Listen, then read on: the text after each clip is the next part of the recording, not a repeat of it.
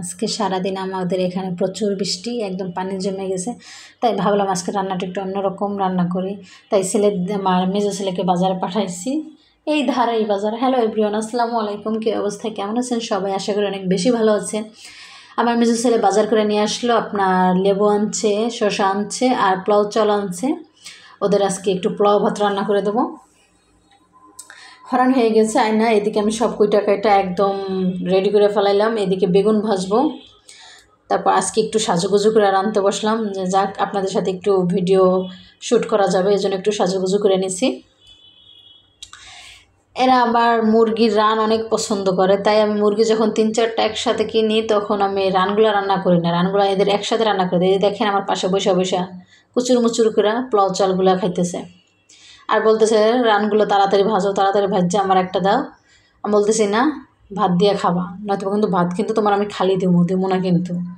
বলে না মা তাড়াতাড়ি দাও। এই মেজোটা আর কি লড়তেই চায় না বেশি কাজ থেকে। আমি যেখানে এই যে ডলাডলি ঘষাঘষিটা একটু বেশি করে।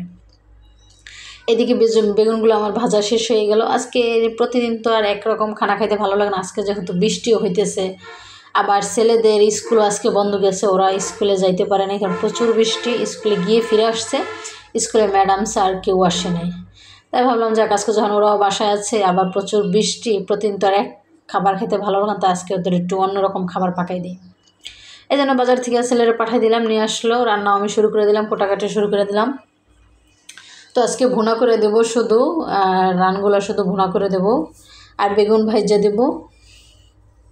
এদিকে আমি শসা পেঁয়াজ তারপর লেবু কেটে নিয়েছি।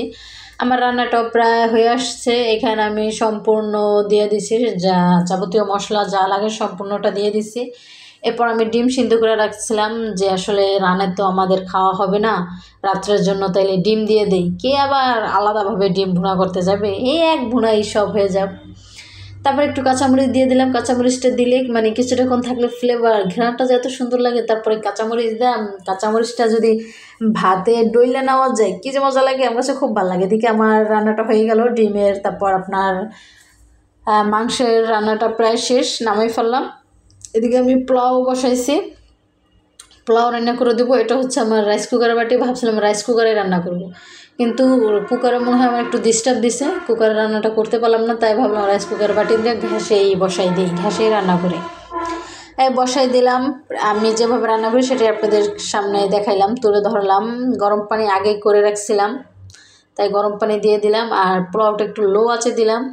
এদিকে আমার ফ্রিজে আবার দুধ ছিল, ভাবলাম কিছুটা দুধ দিয়ে যাই, যে পোলাওটা একটু সাদা হবে। তাছাড়া আমি যে পোলাও রান্না করি পোলাওটা একদম ঝরঝর হয়, খুব ভালো লাগে। মানে আমার ছেলের আব্বু খুব পছন্দ করে, ভালো কিছু রান্না করলে আসলে ওনাকে খুব মিস করার কথা খুব মনে পড়ে। এদিকে মানে পোলাওটা হয়ে গেছে, বেরেস্তা দিয়ে দিলাম। আমার সম্পূর্ণ রান্নাবান্নাই শেষ। আল্লাহ হাফেজ, ভালো থাকবেন, সুস্থ থাকবেন। কেমন হয়েছে অবশ্যই জানাবেন।